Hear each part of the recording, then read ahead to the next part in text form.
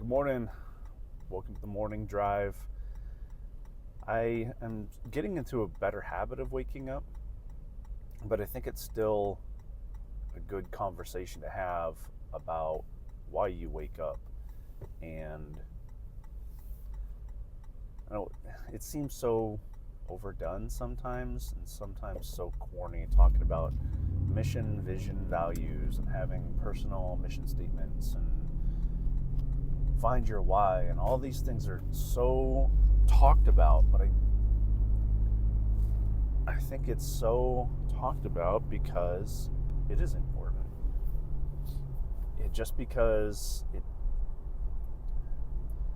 The coaching and training and self-development space is so populated with people with just noise. Let's just say that.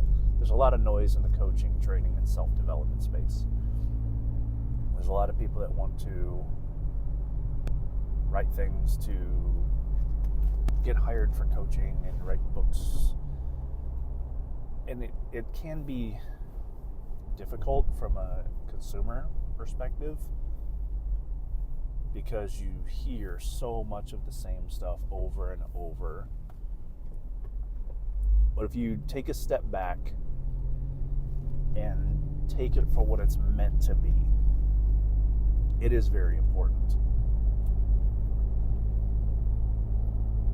And the reason why I say that is I think a lot of people either have or will go through multiple phases of why am I here? What am I doing? This sucks. And it's not I've listened to a lot of tough guy type podcasts. And for the most part, I appreciate those things. I appreciate accountability. And I like to hear a friend in the ear reminding me, dude, stop complaining, stop bitching. It's got to be a trusted friend, right? I don't let everybody talk to me that way. But when it's the right person, it's appropriate. Empathy and accountability. It is tough. What are you going to do about it?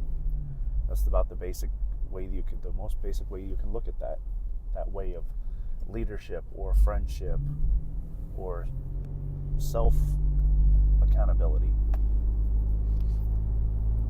And I had something else I wanted to talk about this morning, but I actually kind of woke up a little bit groggy.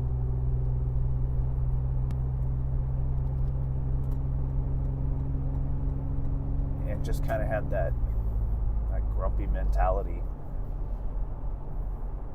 But my morning routine is not really flexible.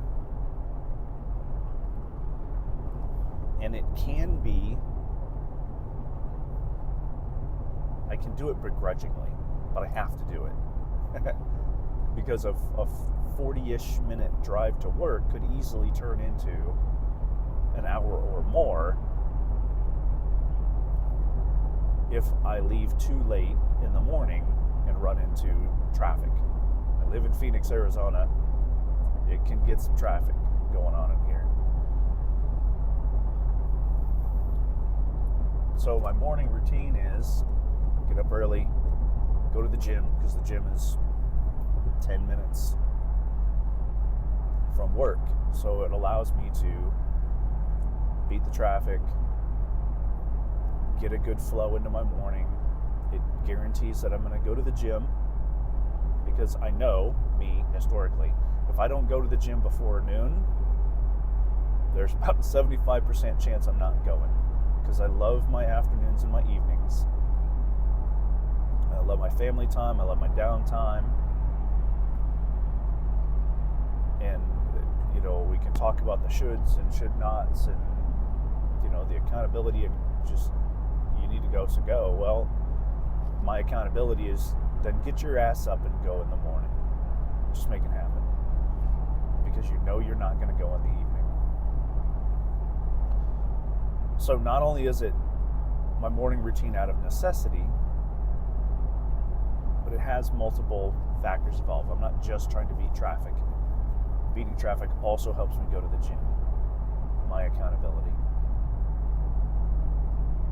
It also, and then I talked about the illusion of choice. The greater your goals, the more defined your character, the fewer decisions you have. There's now things that you don't get to do anymore, and there's things you have to do. Well, if I want to get up at 5 o'clock in the morning, I have to go to bed at the right time, because I need my sleep. I want my sleep.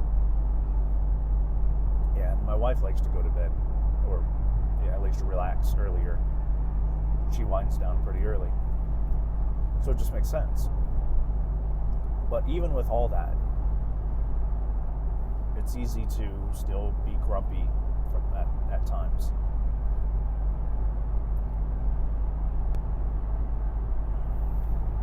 Having an idea of why you do what you do, or why you're on the path that you're on, if you're not yet doing what you want to do, but you're training for it or getting education or whatever it is, when things get tough, not if, but when things get tough, what are you going to fall back on? And so there has to be this definition of why you do what you do. I have a couple people that are close to me. One is going through school. She wants to go to med school. Not difficult or anything, right? Not tough at all. So she's going through her undergraduate education right now, and she has a very difficult semester right now. And so we've talked numerous times about situations, and she's continuing to grow. If she did not have a hardcore why she wants to do what she wants to do, there's no way she would make it through the amount of stress and pressure she's under daily, between school obligation, class, homework, but then she also has to work, plus normal life stuff, relationships.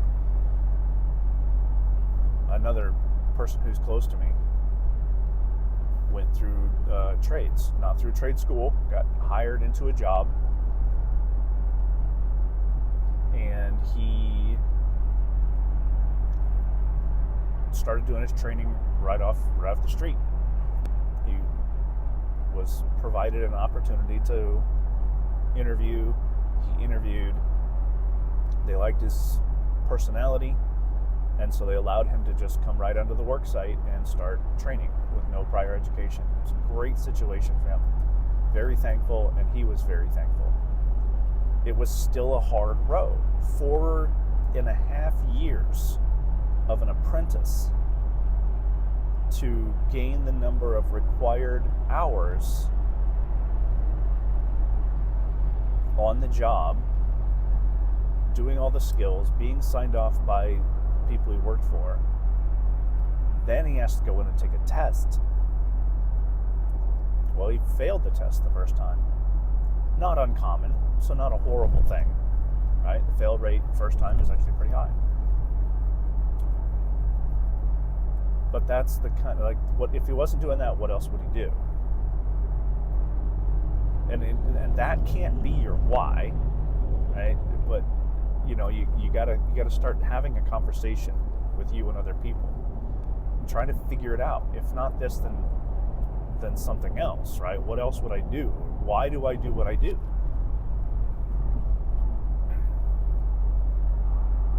So, I got up this morning and I was a little bit grumpy. Oh my gosh, I don't want to be up at 5 o'clock, right? I felt myself saying that. And if you start talking to yourself like that,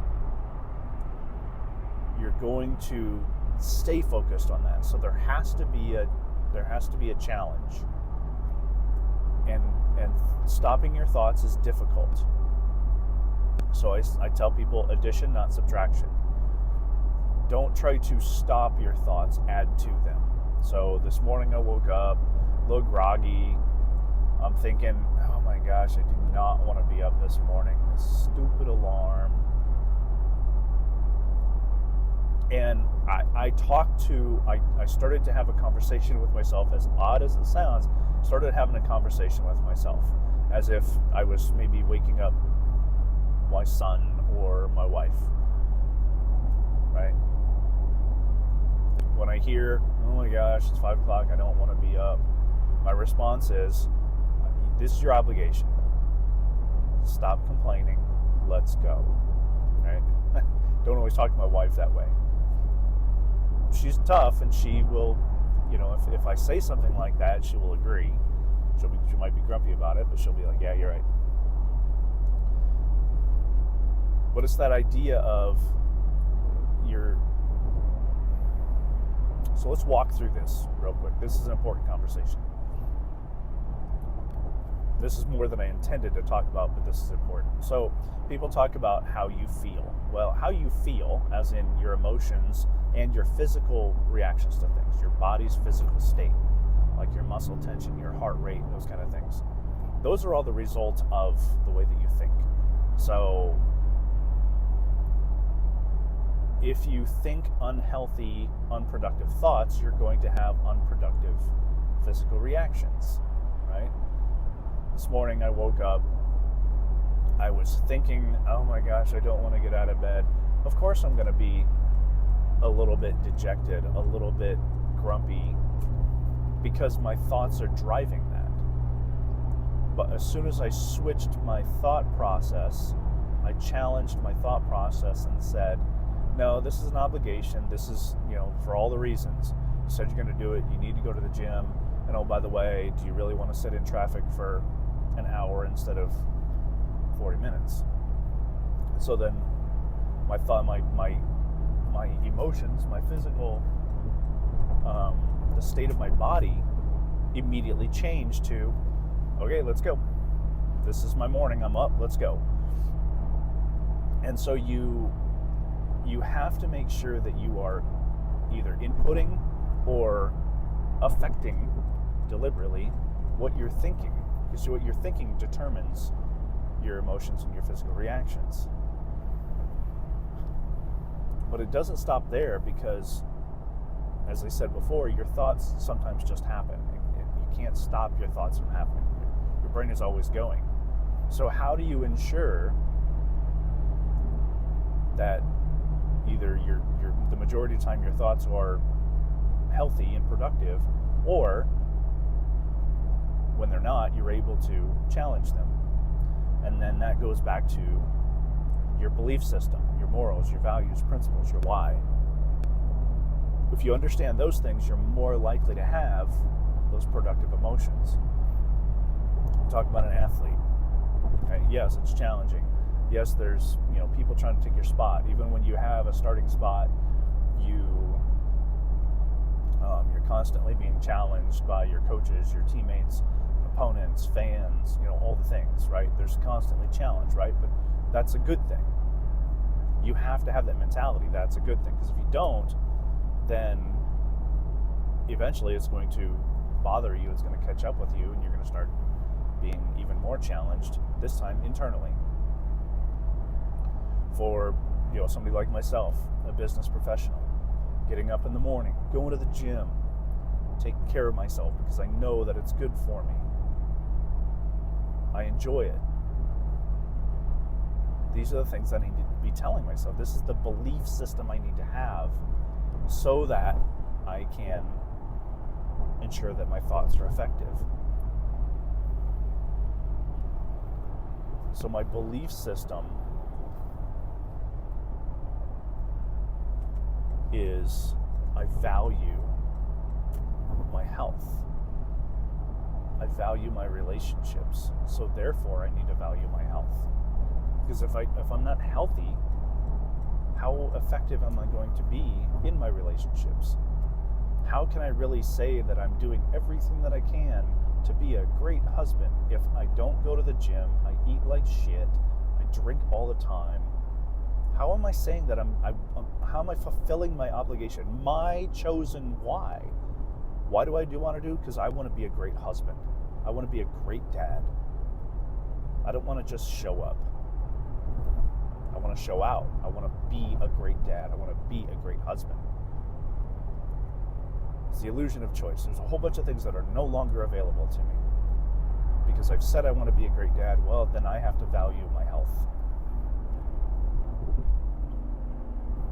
I have to value my health. I have to value my fitness. My wife is retired. She's fully retired now after serving a long time in the military and then serving some more in the healthcare. She's ready to move on to the next thing. She's looking at going into real estate. She wants to get a real estate license, which means she has to take like a 3-month class, take a test. All of that means she's not going to be working. She has to go through the process of becoming, I don't know if she wants to be a real estate agent or whatever she wants to do with that real estate license. There's a lot of options. But in order to do that, I have to have a good job that pulls in the right amount of money so that we can fund our lifestyle, be happy, healthy, without concern. She can go do her class and not have to worry about the fact that she's not working, making money. So that's part of my obligation. I want to support her. I want to be a good husband. So therefore, I need to make sure that I'm focusing on my accountability, getting up when I need to get up, go to the gym to take care of myself, make sure that I'm packing my lunch so that I'm not eating crap food, I'm planning my meals, and I'm following through. I go to work not just for all those reasons, but I'm also going to work for my self-fulfillment. I love the work that I do. The overall idea of working in a training environment, a development office, where our job is to improve the organization and the individuals inside of it. I love that work. Even that work can be challenging. Every once in a while it can be mundane, but that is dependent upon how I present, how I bring myself to my job. The job is the job. I used to work in a factory that made that worked on glass. We made windows, we made glass panes. It was primarily a window manufacturing company. It was extremely monotonous. It was interesting, but it could be very monotonous. It was also very dangerous, extremely dangerous. I saw glass being broken a lot. There were times where if it doesn't cool properly, or sometimes when it's just sitting there and you're doing everything right, like glass explodes. It was wild. I had a couple panes, large panes of glass, over 6 feet tall, close to me. When I say close, like 5-6 feet away from me, just exploded. It was the wildest thing I've seen. And people came rushing around because they thought somebody had been hurt. Luckily, I was the only one around, and I was far enough away from it. Anyway, it's just an example of people were very challenged by the environment and the experience, and not a lot of people saw fulfillment in this job. It was just a job. And so the days that they woke up grumpy, like if I woke up this morning and I was a little bit groggy, if I was going to go to that job, be bitching and moaning the whole time, hating the world, going to work, oh my God, I hate this job. But if I'm not doing that job, what am I doing? I'm doing another job, and I'm probably complaining about that job too. Because even the best jobs have their challenges day to day. And you have to figure out a way why you're excited to go to work. Why are you excited to get up and go face all these challenges day by day, day after day, for a long period of time? And we joke, my wife and my older daughter, about, the worst thing about adulthood is having to figure out what you're going to fix for dinner every day for the rest of your life. Right? It's just kind of a funny way to poke at the daily necessity, right? And that's not even that hard if you think about it historically, and how spoiled and sometimes entitled we can be. Our lives are relatively simple. There's people out there that are experiencing some very, very challenging things, and I'm not going to discount those. Living in dangerous neighborhoods, facing serious consequences about money, and where they're homeless, drugs, mental health, challenging neighborhoods with poverty and crime. These people face serious consequences, right? Serious challenges every day. So I'm not discounting that. But the majority of us, the majority of people, when you really think about the challenges that you face, are not that great.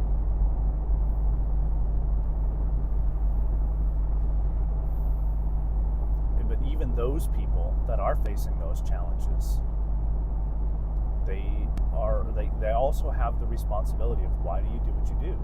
What is it that you lean into when your days are tough?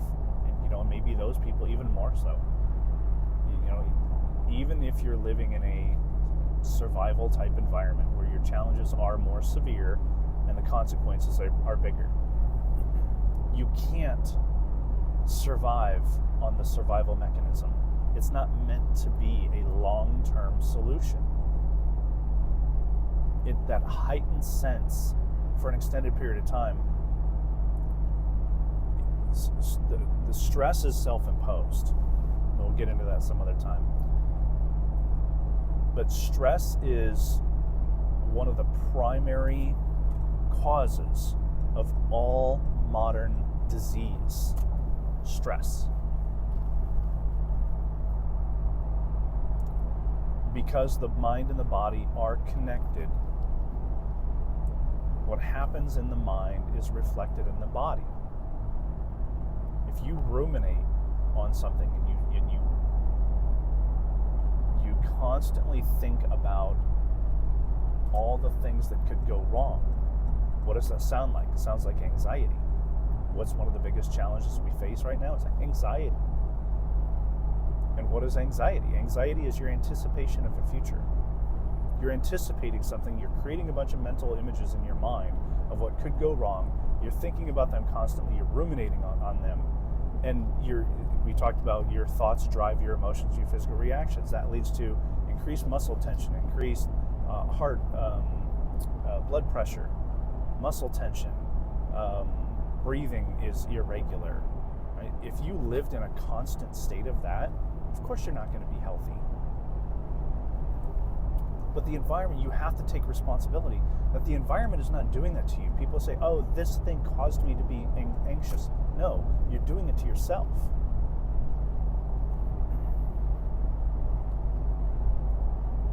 Nobody and nothing can make you feel anything.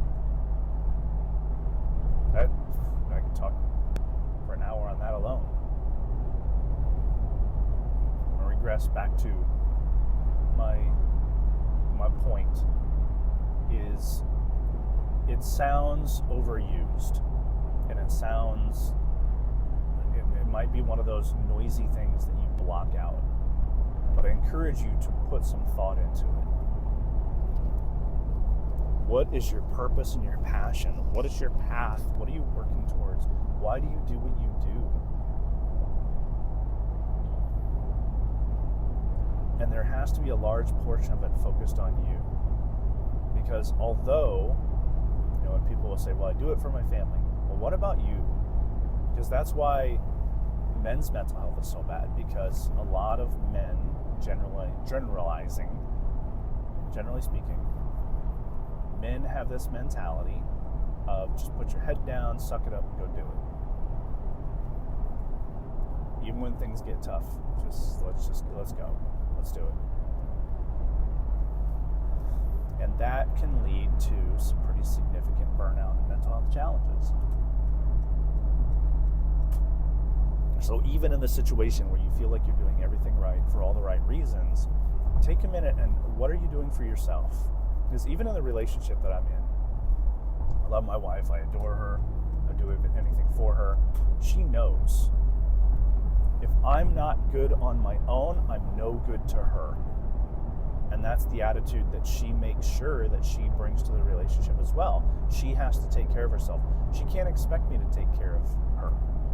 As much as I want to, I can't.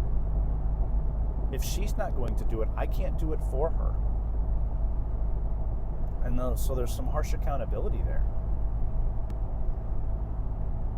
But it's also encouraging, because if I take care of myself, if I get up at 5 o'clock in the morning and I go to the gym and I'm making sure that my lunch is packed and I'm working on myself, I've got my why, I'm trying to enjoy my job,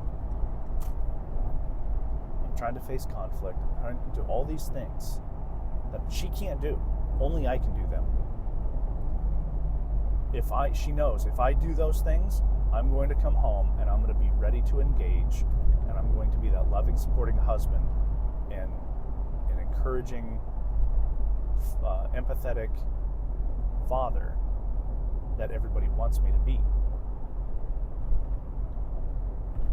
But that doesn't happen without a strong idea of my purpose and my passion.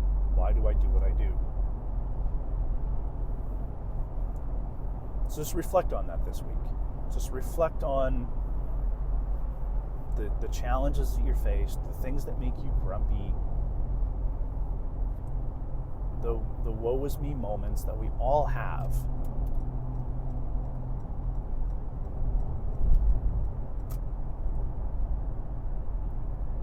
And there's nothing wrong with feeling sad and reflecting and being grumpy every once in a while. I'm not telling you not to feel that way. What I'm saying is don't sit in it so long that it affects you more than it needs to. You have to find the purpose and the passion and the reason for what you're doing, the path that you're on. See an image on the wall of what your future looks like, and then decide how you're going to get there. You have to have that accountability, or you're going to face significant challenges. I'd love to hear your feedback. What does that look like for you? What are you trying to accomplish? What would you like to accomplish? What are some of the things you're challenged by? It doesn't always have to be bitching. Let me know. What do you either comments, or if you're not comfortable putting in comments, shoot me a message. I love talking about this stuff, and maybe there's something that I can directly address. I won't use your name if you don't want me to. What are you challenged by, and or what are you doing well? What do you want to brag about? Pat yourself on the back. If you're doing it well, pat yourself on the back. Give yourself a pep talk, and let me brag about you. I'd love to brag about you. Have a great day. Talk to you soon.